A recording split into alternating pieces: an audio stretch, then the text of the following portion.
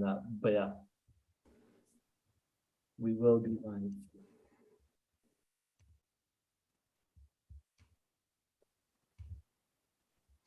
Do you have any subscribers? For that. But yeah. Bro, we have 10 subscribers. What do you mean? Oh shit. Shout out the 10 subscribers. Much love, much love. I think 2 of them might be just me myself. That's okay. Once we get Kim on here, we'll be set. All right. Anyways, welcome back to 30 Yards Out. So match week, I think 4. It's been 4 match weeks now. Wow. Yep. Yeah. Week 4 has just concluded. We saw the Arsenal match and the Tottenham match. Both of those were exciting, but ultimately the bigger teams came up with the win. So let's start off with the Arsenal match. Yeah, what do you think, Charlie? How do you feel about that Saliba contribution in FPL? The Saliba what? Contribution in FPL. He kind of saved you guys. Oh, I mean, kind of a joke of an assist, but skillful, bro, skillful. Like Neymar. He was looking like Neymar out there. Yeah, I don't think he meant to hit it back into Gabriel's path, but I guess it was a good match. I think Arsenal dominated like the first half and maybe a little bit more. And then Saka made a really risky pass to Gabriel, who stayed on the ball for way too long. Yeah, I wouldn't blame Saka on that one, to be honest. That was Gabriel just daydreaming while he had the ball. Yeah, it was a little bit. It was definitely like, I'd say like at most I'd put it 50-50. Because I think it's like not. Maybe I just want to blame Saka more because he's been playing. No, I think if you have to look at his body language. Like for me, this is how I viewed it. I was like, Saliba got the ball, then he just started chilling because he thought like Mitrovic was way like behind him. He didn't know Mitrovic was that close, and so like he lost his position. Yeah. Like he was like trying to like body him, and he just completely missed the body. If you look at it again, I think he didn't need to take 2 touches before trying to find yeah. Well, the first touch was pretty awful, and I think that's why he took a second touch. And by the time he took a second touch, Mitrovic was right on him. But still, one of the first things that you learn growing up is to not pass the ball back across the middle of the field, especially like in your own third. So that's completely on soccer for doing that. Well, sometimes you have to. I think it was a little bit too like nonchalant to be passing it across your penalty area. Gabriel obviously made the mistake. He should have just like booted it if he thought it was like a risky situation. But I think that detracts from like what was the first half that was kind of Arsenal dominated. Arsenal dominated, but also like kind of bad finishing. I think like Jesus and Martinelli were getting a lot of chances. I was very scared. Martinelli had a good chance. Martinelli was cutting in them like.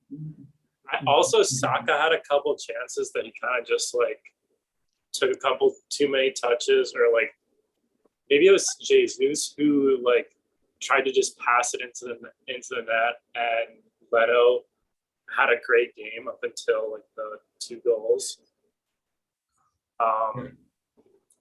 And then, but I think it was good to see Odegaard like almost immediately come back and score to level it. And then he like went over to Gabriel and he was like, "Yeah, it's all right. I got your back." And then the corner, that was like, I just remember being on the other end of that so many times with Leno. Like if it's like a 50-50 ball and there's like a couple players close to him where he can't like run through, where he can't like just run out and get it, then it's gonna like drop down and be anybody's ball. So I think it's inexcusable goalkeeping though. I don't think it's inexcusable. What can you do if there's a guy like literally right in front of you? Are you gonna run him over? So you Well, get first of all, like I prefer when keepers go out with like two hands. It's like more higher percentage that you can get the ball out. He kind of went in with one hand, like not even really coordinated, and he completely missed the ball. Yeah, it's definitely Leno's weakness, though. That and like playing with the ball at his feet. But he was good in terms of shot stopping otherwise. He also didn't have to fall down. I mean, I don't think he would have saved it had he stayed on his feet because he was already out of the play. But him falling was him trying to sell the call. It was pretty pathetic. Maybe he's just still loyal to the Arsenal. Yeah, he should not go into boxing. That was a weak hook shot at the ball. okay, but I think that detracts from the rest of the game that he had, which actually he was doing really well. I know we're getting a lot of shots, but he was definitely keeping Fulham in this game. Yeah. I don't think so. He didn't make any like not like saves that I expect. True, but it was like repeatedly making saves. I don't know. It was like really good chances that like Saka and Jesus and Martinelli were getting, and he was just like he looked confident, and then Arsenal kind of just gave him the two things. Well, the Odegaard was a deflection, so. Fulham get some respect. Like Fulham, you guys a good ass match, and Fulham believed in that. Yeah. Also, Mitrovic absolutely destroyed. I think it was Gabriel Jesus on a header. I don't know why he was guarding him. Oh yeah. On a corner, I saw that. I was like, why is Jesus on Mitrovic? That's on Ramsdale though. You've got to like command your defenders. Like you can't have a striker defending their striker on a corner kick. I mean, it's either him or that was the set piece coach's plan, which I think is pretty stupid. Yeah, I mean, he got like really abused on that play. It was lucky that amazing header though. That was I think it's the same play we're talking about, but like the power that he generated on that header, is it the same? Yeah. Play? Yeah, bro. Like I was actually quite shocked. Like his positioning wasn't that good. Also, in response to some of the Saka disappointment that was coming out of Charlie's mouth, he was very responsible for the first goal. He progressed the ball upfield and laid a really nice pass to Odegaard. To be fair, like Fulham was really discombobulated defensively. I don't know if they were ball watching or what, but by the time Saka got the ball there, I'm rewatching it.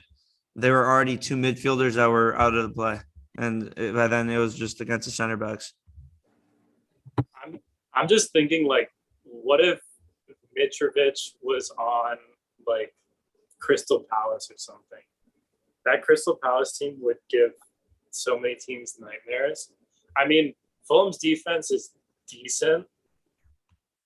They're like kind of a poor man's like Crystal Palace, like just gives good teams nightmares. Kind of like maybe a Burnley or something like that. But to be honest, their team runs through two players. It's Andreas Pereira and Mitrovic. Like, that's who I see creating all their chances. So those players are to be poached at the end of this season, in my opinion. And so I didn't. Go ahead. They're probably gonna stay up. I mean, it might be too early to say that, but do you think they'd sell their best player if? Yeah, because I think like if they get a good offer, they're gonna sell Mitrovic, and they're gonna get a good offer. He'll probably be 28 too. So, but I feel like they would have sold Mitrovic a few years ago if they had any intentions of doing so when they got relegated. Yeah, but his stock wasn't great back then. And Keita almost had the goal of the season for Arsenal. That like chop back on his left foot. He looked good, yeah. I'm not sure who provided that pass for him. It was a beautiful pass, like up the right channel. Probably Odegaard.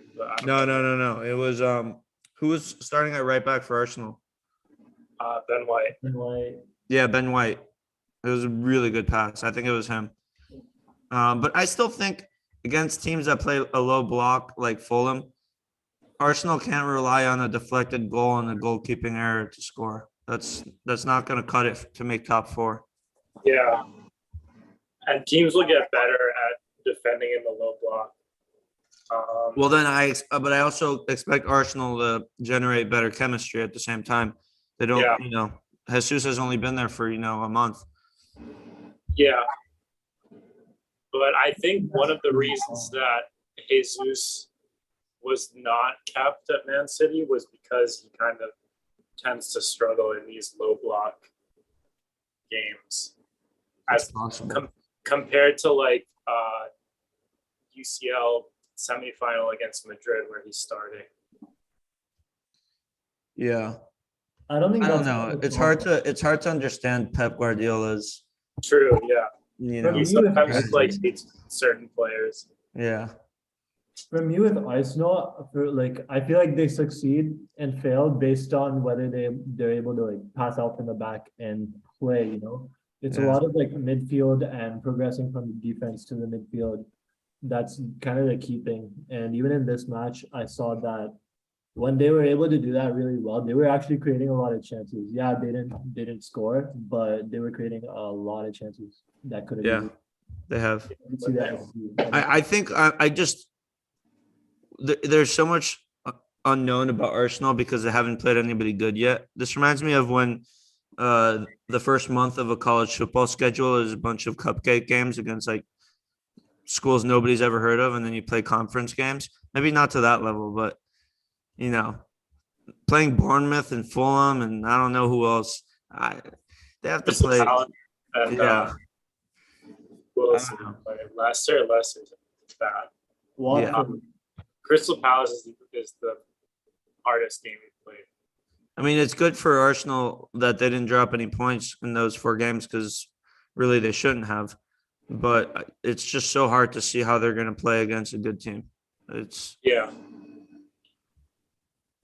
Yep, I think your first big test is this Sunday against Man United. Which I think people will still write off if we beat them because they're bad. No, I don't. I mean, Casemiro is going to be in the starting lineup. I think we'll see. Ronaldo might be gone finally. And then I don't be in the starting lineup because Casemiro didn't start this past match. Who did they play? They played McTominay and Eriksen. No, like what team did they play? They played Southampton, I think. Yeah. There's also midweek games though. Yeah. Like there are games on Wednesday and Thursday maybe. No, but those aren't. They're not going to put their good players in for that. I mean, it's a Prem game. Oh, we have midweek Prem this week? Yes. Yeah. Oh, that's hype. All right. That's what I was thinking of using my wild card this week because like my team screws up this week, I'm going to be really bad. Yeah, I might just do my wild card now because I'm starting to get tired of Salah. I might just replace him with Holland. That's an interesting choice. Yeah, I mean, I Salah's a penalty taker, and he's probably going to end up with 20 goals, and this might be just impulsive of me. I think the smarter decision is just to take Kane out. I wouldn't do that, dude, because Haaland, he's gonna be rotated. Like Pep already came out and said that Julian Alvarez will get minutes. I know. Especially in these midweek fixtures, I think a lot of people are gonna transfer to Haaland this particular week, and they're gonna get screwed over because he might not play in this midweek fixture. Yeah, I mean, once Champions League and like League Cup and FA Cup rolls around, then it's gonna get really interesting in regards to Haaland. I think it's just a bit of a headache to own Haaland. I mean, I still will because I got in at a good price, but it's kind of a headache to guess like which fixtures he's going to play, which he won't. Same with all of the Man City midfielders. I feel like he's still going to be a starter for like 3 or 4 more Prem games. Like, I think he's unplayable. Like you can't drop him. He's too good. This is my prediction. They play some garbage team this midweek fixture. Let me tell you who. They play Nottingham Forest. Nottingham Forest on Wednesday, okay? I think he might sit on the bench or he might come off early against Nottingham Forest. And then after that, they play Aston Villa on Saturday. So for Aston Villa, I think he'll come back and play like a good amount of minutes. I just I think think it also depends on Julian Alvarez, because like if he's decent, then I think they'll sub Holland more. But if they have to use like Foden or something at striker, then they'll probably sub him less. But They'll also, use Julian Alvarez. It's just a headache though. Like we're guessing. It's kind of. I agree, but that's it's a headache for every player on the City roster, really, except maybe like Cancelo and Kyle Walker. Exactly. And That's why I have Cancelo, and I'm thinking about like that's why I'm saying if you have Kane, like Kane's gonna start. He's gonna get his goals. Tottenham have looked solid. Yeah, Kane actually could have scored like 4 or 5 goals today. I'm not even kidding. He missed a penalty. If he made Yeah, that he missed a well. It was really, really like a phenomenal save. He put that in like the lower 90, and it was still saved. The placement wasn't amazing, to be honest. No, it was like an 8 out of 10 placement. It should have gone in. I think Holland is probably going to rest too because he has injury problems like the past couple of years. Exactly. Yeah. Well, anyways, now that we're talking about Tottenham. You guys pulled through today. I honestly, at some parts of this match, you looked outclassed. I'm not gonna lie. But I'd say for like 10 minutes, maybe 10 minutes in the first half. That's it. Wait, what'd you say, Tejas? You guys do play a counter-attacking style, so it like maybe that contributed to it. But no, dude, it was more than 10 minutes. No. I think you're overreacting. Look at the XG of the game. Yeah, but like 2.44 to 0.8. But like allowing Nottingham Forest 17 shots is kind of wild. No, but that's just the way we gave them 56% possession.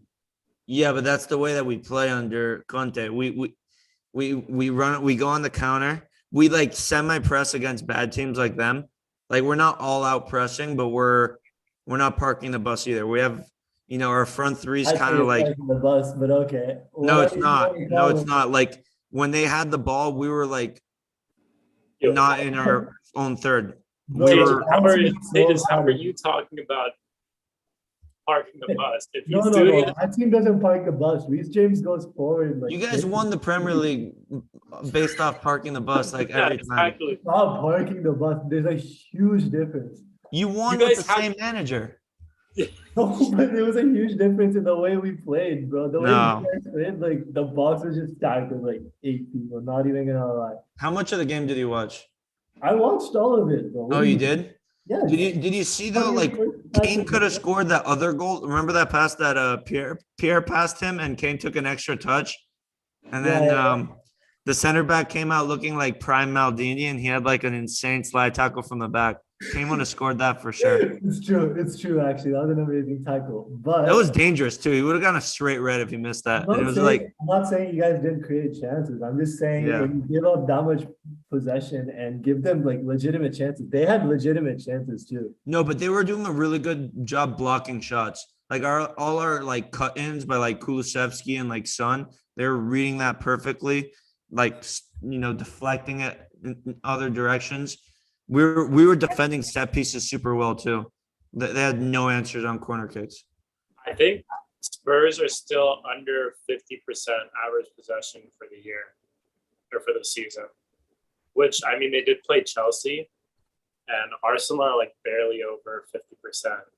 All right, but if you look at like the lineup that we run and the player profiles that we buy, they're not guys that like you want to hold like 70% possession. That doesn't fit the profile Conte wants. True. I mean, honestly, I don't think teams should be holding over 60% possession unless they're like Liverpool or Man City. Well, it depends what part of the game it is. If it's so good that you can just score a goal early, then go for it. Just control the ball and secure your victory. Yeah. I mean, we don't have like for example, like Højbjerg isn't gonna like dribble by 3 players, or Betancourt isn't going to do that either. So, like, the style of play that suits us best is, like, counter-attacking, out-strengthen, out-run, out-muscle our opponents. It's, and it's worked so far. 10 points out of 12 is really good. You guys cross a lot. Yeah. I've never seen a winger cross as much as Kulusevski. He does. He cuts in on his left, and he likes to cross or either shoot. He's nice. He's a great player. He did a good job setting up that first goal. Yeah, he's not the profile of player that I would expect to do well in the Prem, Me neither. but he's been doing well. I'll definitely give him credit for that. He's not that fast. He like this. This is maybe a bad comparison, but I feel like he's kind of like filling in the role that like we always wanted Dele Alli to be in. No. It's completely different. Like his play, like his role on the team is completely different to what you wanted Dele Alli. He has some Ericsson in him too. I'm not even kidding. His playmaking is really good. Not like Ericsson level, but Kulusevski is like very much a winger. Like you said, his whole thing is cutting in. I think that's where he creates his opportunities. That's very different to like Dele Alli or Ericsson, who play more like central. yeah, It feels like an old school winger. yeah. I feel like you guys, yes, you've gotten 10 points out of 12. You dropped points again against Chelsea, and you should have dropped points against Chelsea. But besides 9 that, points out of 12 versus 10 points is not that big of a difference. But besides that, your competition hasn't been like crazy. You've had No, it hasn't. I mean, Wolves are average. I mean, that's not a terrible, opponent. I think Wolves are getting better. I don't think they were necessarily that good when you guys played them. They were so close to beating Newcastle today. St. Maximin scored like an absolute banger volley to tie it in the 90th minute. But, I think Nunez is pretty good. Mateus Nunez. Yeah, I don't know much about him. I haven't been paying that much attention to Wolves, to be honest. But Neves scored another banger today. It's unbelievable.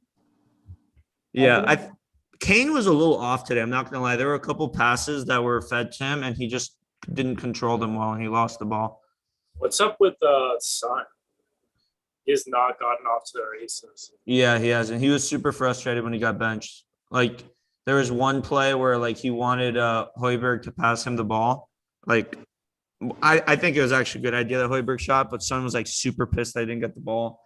There was another play that Son passed it to. He had a really good chance on goal actually with his left foot, but it was a nice save. Then he had another like one of those like classic Son outside the box curl shots, and it went just over the bar. Yeah. That shot could have been a banger. Yeah, but besides that, he wasn't very involved in this match.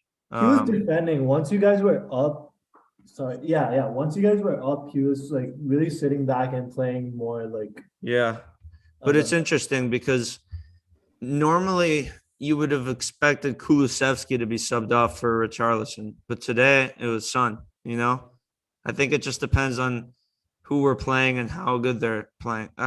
Which of the two are playing better? I have another question. Have you noticed like a big drop off from Christian Romero to Davinson Sanchez? I think, to be honest with you, Sanchez looked really solid today. Didn't you send a stat that with Sanchez in the lineup, you've had like some very straight clean sheets? It's unbelievable. I think I'm not going to lie. I think it's just coincidence and luck, but it's been 9 hours of Premier League football since somebody has scored a goal on Sanchez. That's insane. Yeah, that's wild.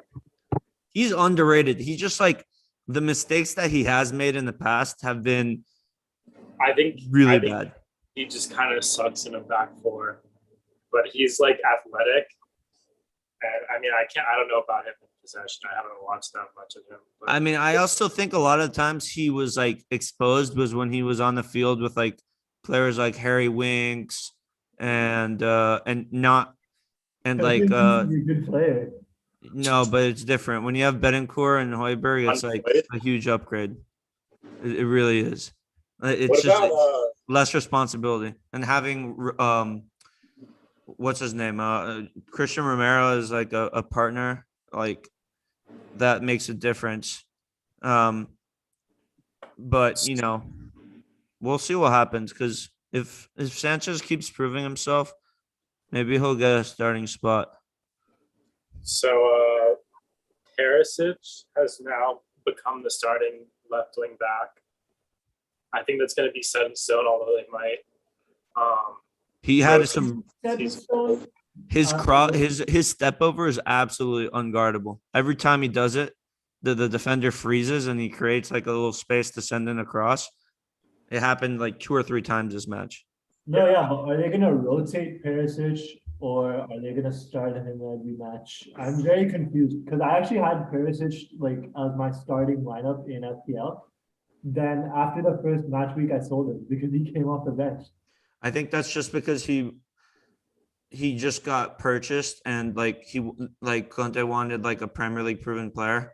And then I think after the match against Chelsea, Sessegnon was getting like kind of exposed as being pretty average. And then Conte was like, all right, I'm done with Sessegnon. I don't know. I feel like they might rotate. So I'm excited to see what happens in this next match. If Perisic starts again, I might get him in FPL. I know. I think Perisic is like the locked on starter for like the big games. But since he's 33, maybe he's not, Conte's not going to want to play him like 50 games this season. Yeah. Maybe more like 40. I don't know. Something like that. What about Bissouma and Spence? They got their debuts. Yeah. It was nice because the Nottingham fans gave him like an ovation when he got subbed in. Oh, yeah. Pretty touching. Yeah, I mean, it's hard to really judge Spence because he hardly played. Yeah, he got. I didn't notice him, to be honest. I saw him get subbed on, and then I didn't like see him. Yeah, no, me same. I think like like Spence is like the right wing back version of what Sessegnon was 2 or 3 years ago, like a project player who you don't expect much for the next year or two, and then maybe eventually they'll contribute more. Because Sessegnon, I remember there were rumors that Spurs were going to sell him or they were going to loan him out, and the next thing you know, when we got Conte and we went to a back three, like Reguilon completely lost his like not starting role, but like you knew that was over for him.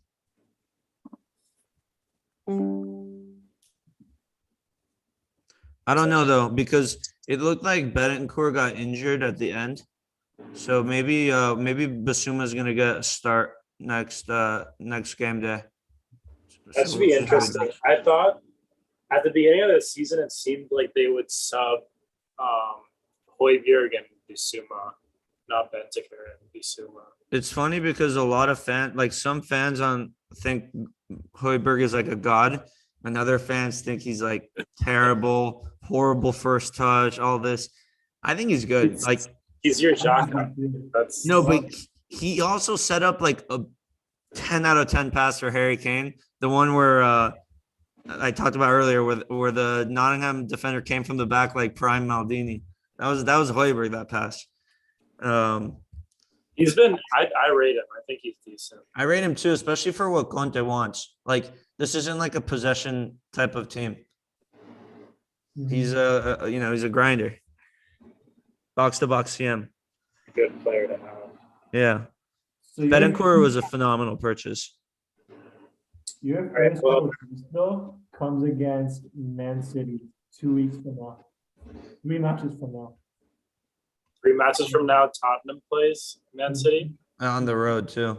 That's there's gonna be a lot of games coming up. Yeah. Yeah, it's gonna be twice a week now. Arsenal play every Big Six club before World Cup. Yeah. Oh, that's interesting. Spurs play 6 games from today up until September 17th. And then there's like I think an international break in late September. So it should be interesting to see what happens in the UCL as well, which we'll talk about in a second. Espanyol just equalized against Madrid. All right, that's good because I had Barca winning the league this year. Oh, how much? No, I didn't pay. I just like from the beginning, I predicted it. All right. Well, speaking of Madrid and rotating players, should we move on to the group stage? Yeah. So they announced the Champions League groups. I can read them out, and then we can just go group by group, talk about what we think is going to happen. So Group A, we have Ajax, Liverpool, Napoli, and Rangers. What do you guys think is going to happen? Um, It's a tough group. I do feel a little bad for Ajax because I think they were pot one for that group, and they got two of the hardest possible teams that could they could Liverpool face. were in pot one. No, I think Ajax was because they won the Dutch league, right? Well, I mean, why wouldn't Liverpool be pot one? Oh, maybe they were because of the coefficients. I don't know. The calculations are weird. Because I think Anyways. Chelsea were still pot one. No, they weren't. No. Anyways, let's stick to this group. Regardless, I don't think Ajax is advancing. yeah, I don't think so either. They sold so many players, and they didn't really replace anybody except they signed Bergwijn. We'll see what he does, but Liverpool is too good for Ajax. It's that simple. I mean, Napoli just lost Koulibaly. Yeah, but Napoli was like what 4 or 5 points away from winning the Serie A last year, or maybe like 6 or 7. That's really good. Like, yeah, they lost their best center back, but if you compare that to Ajax, who lost their best center back, their best winger, manager, and their manager, and what's his name, the guy who went to Bayern, Gravenberch. Yeah, that's 3 of their best players right there. Gone. Also, didn't Napoli lose Insigne, or was that? Yeah, they did. But I mean, Napoli is like more. Like I trust them more in signing replacements. Yeah, definitely. Like we'll see. I mean, we might be seeing Ronaldo playing for Napoli if the rumors end up being true. They're thinking about doing an Osimhen, Ronaldo loan swap. It's kind of. What? Yeah, it was ESP. It was reported by ESPN. It's not like a joke, you know. What a swap. Yeah. So why would Napoli do that? I don't know. I mean, Ronaldo's a unbelievable goal scorer, and I don't You're know. gonna have him for like a year. Maybe it's a loan with like a 60 million option to buy or something like that. But I also think, but now what I'm reading is that Osimhen's transfer value, according to Napoli, is at least 100 million. So Menu is definitely not going to buy him. And I think Napoli cannot afford Ronaldo's wages. So I don't know what. I think Ronaldo's just going to have to settle and take like half of what he's making now if he wants to leave. Didn't Rangers also make an offer for Ronaldo? That would be interesting. I don't know if they did. That would be really. But are we saying Rangers are definitely not making it? I don't think so. No, they're maybe if they they could finish third. Honestly, I could see Ajax really underperforming. Both Napoli and Ajax have actually started pretty well in their leagues. Napoli has 7 points out of their first 3 matches. We can't forget that the Rangers made it to the Europa League final. That's really impressive. Yeah, they were good last season. Even after losing Gerrard. They got unlucky with this group, though. I mean, Napoli, I think, is like a pot 3 team, and they're one of the best in that category. Yeah. All right, let's move on to Group B, shall we? Group B, we have, give me one sec. Porto, Atletico Madrid, Leverkusen, and Club Brugge. This is the group I was praying Barca would get into, and then instead Atletico Madrid got in it. This is basically a Europa League group besides Atletico. Yeah, this is pretty mediocre. I mean, I feel like decent progress in UCL recently, but I think they lost like a lot of players.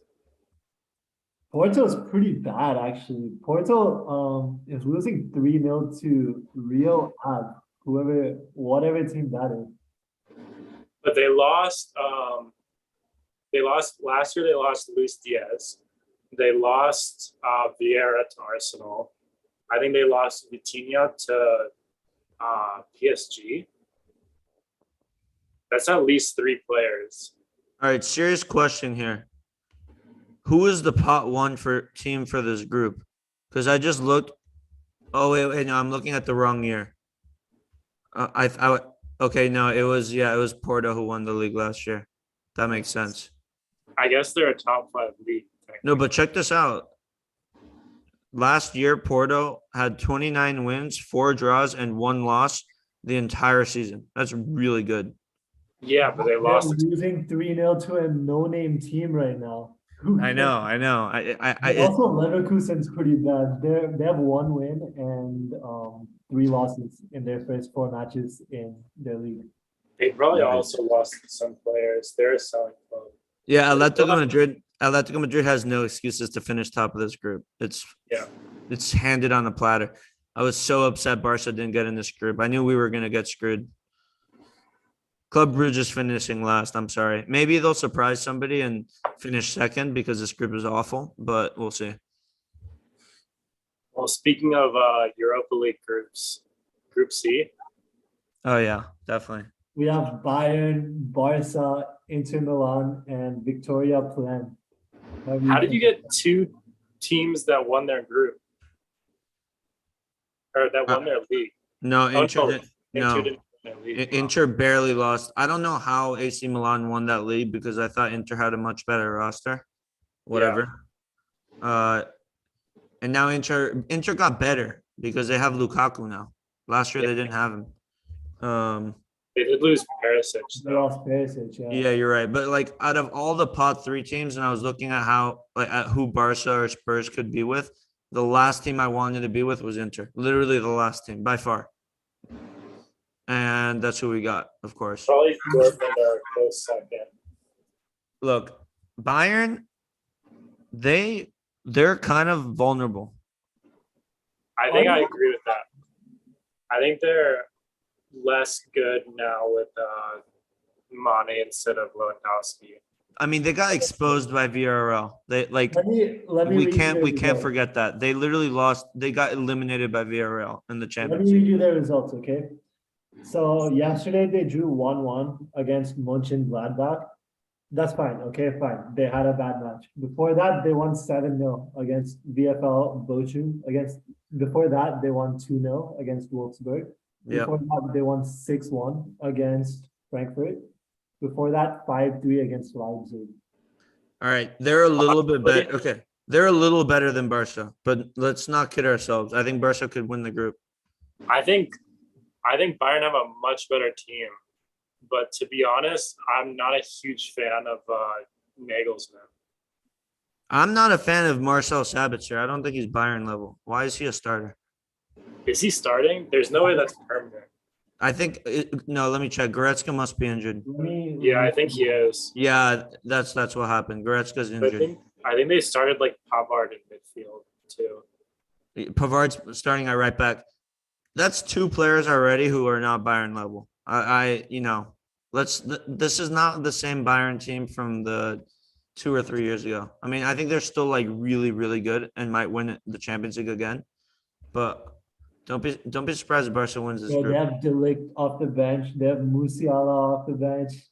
What do we say? Oh, yeah, Musiala is really good.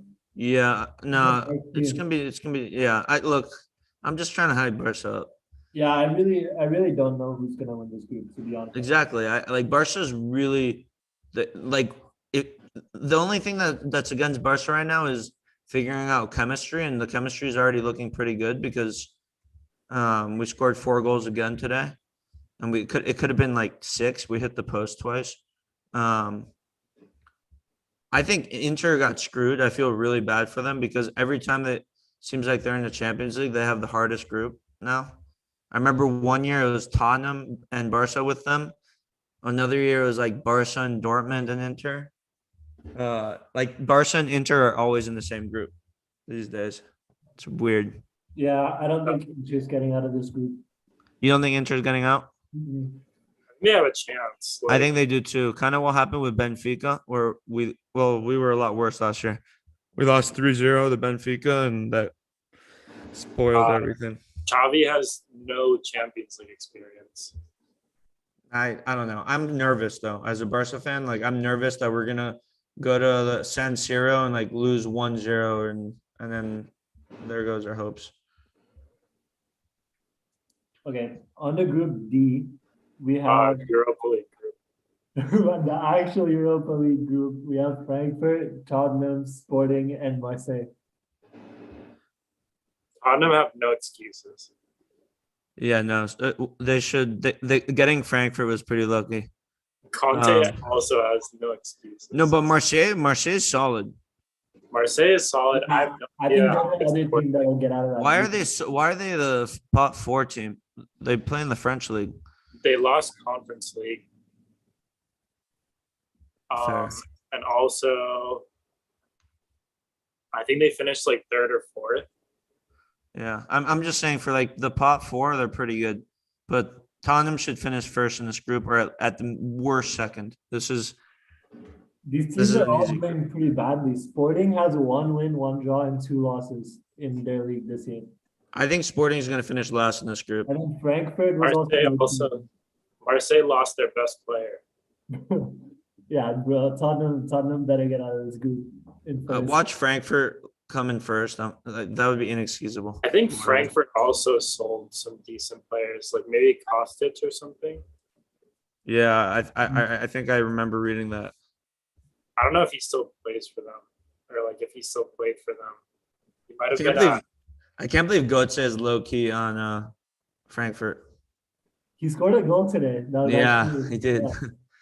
No, this team's come on. I know they won the Europa League, but this is one of the weaker Europa League winning teams in a long time. This is pretty. I mean, it's not a Prem team, which is. Look, I wanted Barca to get Frankfurt in their group, but I'll take Tottenham being in it, obviously. So now we move on to Group E. We have AC Milan, Chelsea, Red Bull Salzburg, and Dinamo Zagreb. Europa League. Yeah. Chill. I think this is a pretty strong group, but Chelsea and AC Milan should hopefully get out. I think Chelsea is gonna win this group. I think AC Milan is gonna fall back down to earth this season. Like last season was everything fell in the right direction, and this season they're gonna be a little worse. They lost Tessier, but yeah, that's a huge loss. That's huge. I don't know. Is Ibra still there? Yeah, but he's so old. Like he plays like once every 3 games. I think Rafa Leao is decent. Yeah, he's really good. I mean, Milan. Everyone always hypes up Charles de Catalier, but I don't know. Milan's been in good form this season so far, but I still see I just think Chelsea's a better team. Giroud is still really good, honestly. He's like 37. Sandro Tonali. I think I was hearing about like contract extensions and how Theo Hernandez. Yeah, he's really good. Tomori. Salzburg are always good for like 1 win against a good team, but they're not in a challenge for the group. Yeah, I don't know. I feel like AC Milan didn't buy anybody to make their team. Oh, they got Divock Origi. I mean, that's whatever. And then Brahim Diaz is a baller. Yeah, they should finish second. All right. Next group. Florenzi, Jair. Wow, they're a good team. Next, we have Group F, which is Real Madrid, Red Bull Leipzig, Shakhtar Donetsk, and Celtic. It's crazy. Man City aren't going to play Shakhtar Donetsk for like the first time.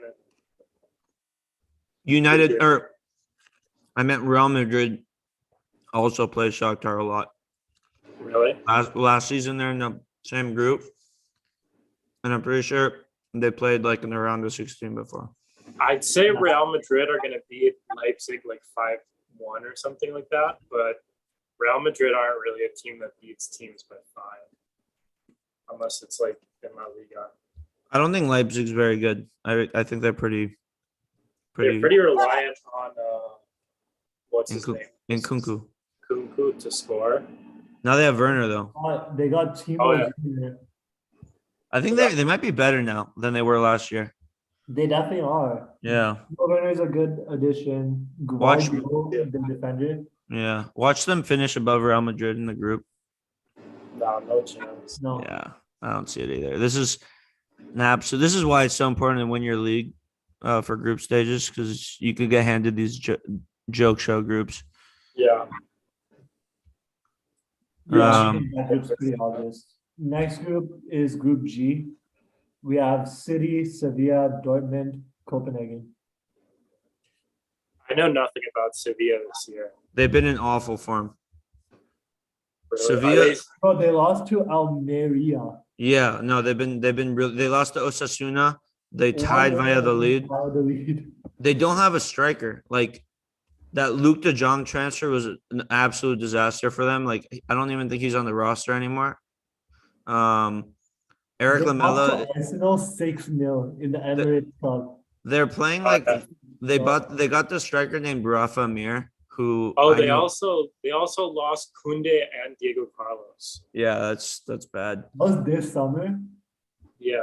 Oh, they kind of fucked. No, they have an underrated like striker named Rafa Mir. He's Spanish. He used to play for like Huesca, and I'm looking. He played for Nottingham Forest, and Wolves and Las Palmas. I don't think he's like Sevilla level though. He's not gonna. Like in my opinion, like ever since they lost like Ben Yedder and Sarabia, they haven't been the same. Yeah, I thought they would have more to them, but I'm excited to see City versus Dortmund. That's usually a good game. Yeah, I feel like Sevilla and Dortmund are in the group together a lot. Like something that seems reminiscent about that.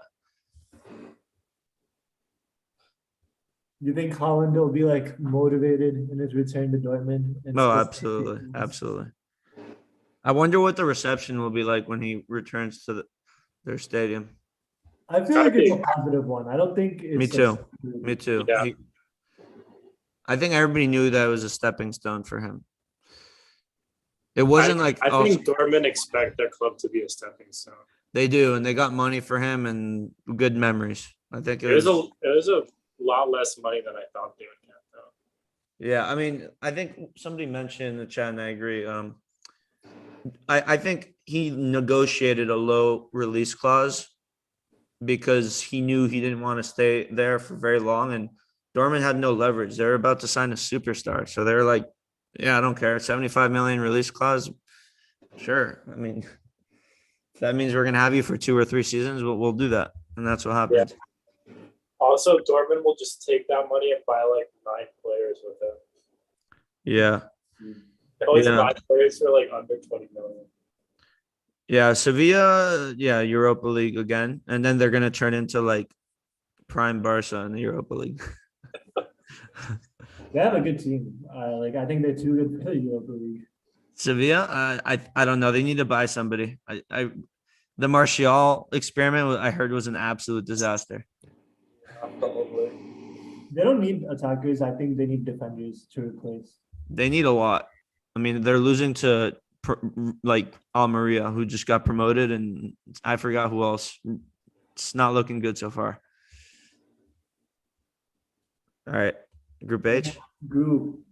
Final Group H is PSG, Juventus, Benfica, and Maccabi Haifa. I'm gonna avoid this group altogether. It's like every team. Well, I don't really care about Benfica and Maccabi Haifa, but PSG and Juventus are probably 2 of my least favorite international clubs, like outside of England. You know, Juventus actually hasn't been good. They've had 1 win and 2 draws. They drew to Roma and they drew to Sampdoria. I don't dislike Juve as much anymore now that they're not good. But how can you not dislike Juve? What are you saying? No, because there's so many other teams to dislike more than them. I'm sorry. They paid refs off like 16 years ago. Like that's inexcusable. But PSG, I don't even need to explain why I don't like them. Very clear. I don't like them at all. Real Madrid, Barca's rival. Okay, that's 2 teams. Man U, self-explanatory. Man City, self-explanatory. Arsenal and Chelsea, kind of like Tottenham's rivals. So that's already like 7, 8 teams I just mentioned. Really interesting. Out of like big teams. I got downloaded a lot in the Arsenal subreddit for saying I disliked Juve more than like a lot of prep clubs. Yeah, I mean, I think it's also just the mindset of like, I think a lot of people who live in England are surrounded by so many Premier League fans or other team Yeah, That's like the fan bases are really toxic. they are. And if you're on Twitter, Although PSG is toxic and so is Juve. Like, Yeah, but they're not I don't surrounded by understand those how you people. can not be a fan of PSG and not hate them either. You know, No, like, no, I think PSG is just objectively hateable. They're just awful. I think PSG has a lot of casual fans. Oh, absolutely, because they have a lot of like flash and glamour. no, yeah, people want to buy their kids because their kids look cool. Air Jordan, yeah. It's annoying. Yeah, Like if you see somebody in the PSG kit, like 50% chance that they can only name 3 players on that team. yeah. They even know Messi is on their team. I don't think they do. I think that's how they found out PSG was a club because Messi joined them. Messi or Mbappe, they just watch the World Cup. Yeah, it's gonna be. I want to see Juve actually beat PSG, but it's not. It's not gonna happen. Honestly, I mean, I don't really care about the group. I kind of just don't want Madrid to win again. Like, Watch Di Maria score a hat trick against his old team. No, probably not. But I don't know. He's starting for Juve now. Do you, Tejas? You watched the Arsenal game, right? Yeah. Do you see like the kind of Benzema traits that Mitrovic has? I guess, yeah. Like, I mean, obviously he's not good with the ball. Because I'd say he's more physical. Like Mitrovic, you can Yeah. really use his body, but he doesn't have like the agility and like I don't know what to call it. Like I don't know if Benzema's like agile, but he's definitely better technically. just like on the ball, you know. I don't know. Yeah. Like, it's very hard to say because of the surrounding teams. Yeah. I'm no betting man, but I would maybe bet Benfica qualifying over Juve in this group. I'm Really? serious. Yeah. If you look I at don't the know how recent, Benfica have been doing. if you look at the recent results, they beat Dynamo Kiev, who's like always solid, 5-0 to qualify for the UCL. Wow. They haven't conceded a goal this season yet. Over 2 legs. They beat them 5-0 over 2 legs. Yeah, over 2 legs. They beat Boavista 3-0, Casapia 1-0. We need to see them play like Sporting and Porto in They their played league. against such trash teams. They literally played against a team called Midland. Like you can't make this up, guys. I'm sorry, I don't think Juve is that good anymore. They're past their peak. Upset. I do, but this isn't gonna be the upset. I think it's a very plausible upset. They beat Barca 3-0 at home last year. To be fair, like a lot of things were going wrong with Barca, but no, Juve is gonna go through. Juve is gonna go through. I hope Vlahovic uses Juve as a stepping stone now. Nah, bro. Slavic players love Serie A. I know, but how long do you think he's gonna stay at Juve if they're getting like? If Inter Milan is like consistently better than them, I could see him just leaving. Swapping eventually. for Inter Milan, just like Inter becoming the Bayern of that league. Inter's not like wealthy enough though. Like they had to like dump Hakimi for money reasons only and Lukaku. I don't think Hakimi is that worth it for like 80 million or whatever. Yeah, but PSG doesn't care. Yeah, no. Yo, Juve is like susceptible now. They got rid of De Ligt. They lost Cellini. Guess who started at center back for them against Roma? Danilo. Oh, Danilo, yeah, I saw That's a that. fullback. I didn't know what. They started like 5 fullbacks. It was crazy. They started Injured? Maybe someone's injured. Yeah, they definitely have injuries. There's no way that's their like preferred center back. That they have to have somebody else. Yeah, Bonucci and Rugani. Yeah. Bonucci's so old now that like I don't know how reliable his health is. They started Quadrado at right wing, which he hasn't done for a while. And whoever Moretti is started at Cam. I don't know. They're I think they need Pulisic on loan. Captain America. Oh my god, that would be perfect spot. They still have McKinney. Yeah, they do. He needs to recruit him. I think he just has been injured. And they signed Milik. Remember Milik, the guy who played for Napoli? Good.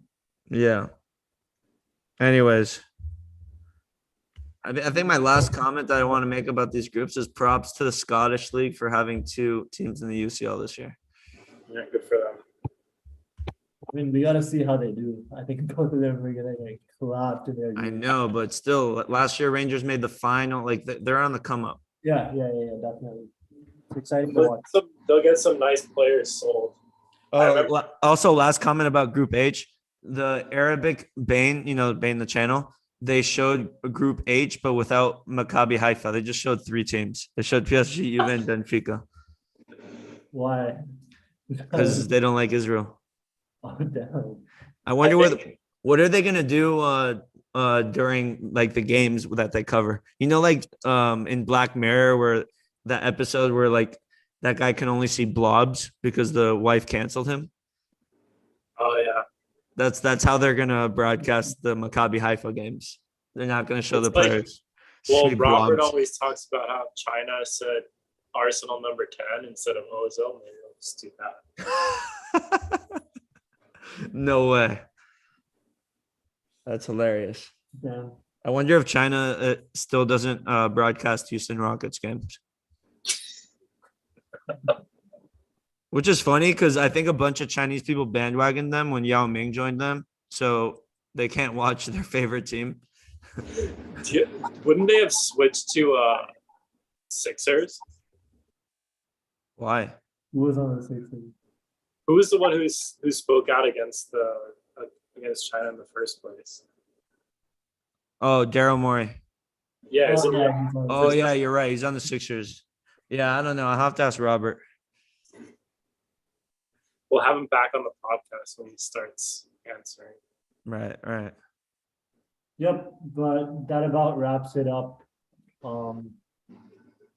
Excited for the midweek fixtures to start. And we'll be back next week. Anthony Hattrick coming up. First game. I know, no chance. I hope he flops. He will flop. I'm praying for his downfall. Me too. I am really winger Maguire. All right. But yeah, so then bye guys. Follow us on Twitter, by the way, @YardsOut. Thanks for watching. Thank you. To the 10 subscribers.